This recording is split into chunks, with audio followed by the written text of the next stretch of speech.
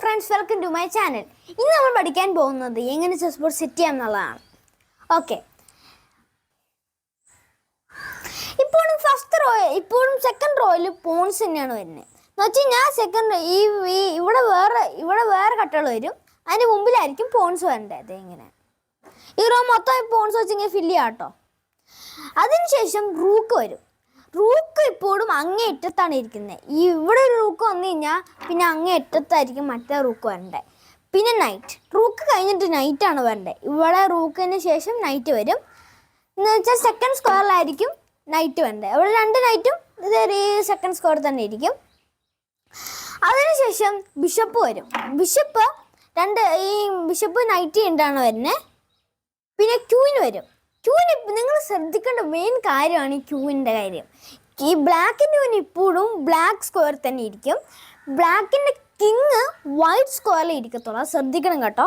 ബ്ലാക്കിൻ്റെ king ഇപ്പോഴും white സ്ക്വയറിലാണ്, ബ്ലാക്കിൻ്റെ ക്യൂവിന് black സ്ക്വയറിലാണ്. അതേപോലെ തന്നെയാണ് വൈറ്റിൻ്റെ കാര്യവും. വൈറ്റിൻ്റെ കിങ് ഇപ്പോഴും ബ്ലാക്ക് സ്ക്വയറിലും വൈറ്റിൻ്റെ ക്യൂവിന് ഇപ്പോഴും വൈറ്റ് സ്ക്വയറിലും ഇരിക്കും. അപ്പോൾ നമ്മളിപ്പോൾ എങ്ങനെ ചെസ് ബോർഡ് സെറ്റ് ചെയ്യേണ്ടതെന്ന് പഠിച്ചു. ഇനി ഇവിടെ നമ്മളൊരു ചെസ് ബോർഡ് വാങ്ങുമ്പോൾ ഇവിടെ ABCDEFGH ഇനി നമ്മൾ പഠിക്കാൻ പോകുന്ന കാര്യം, നമ്മൾ ഈ ചെസ് ബോർഡൊക്കെ വാങ്ങുമ്പോൾ ഈ ABCD എന്നൊക്കെ കൊടുത്തിട്ട് പിന്നെ 1 2 3 എന്നൊക്കെ കൊടുക്കും. അപ്പോൾ അതെന്തിനാണെന്ന് നമ്മൾ മനസ്സിലാക്കിയിരിക്കണം.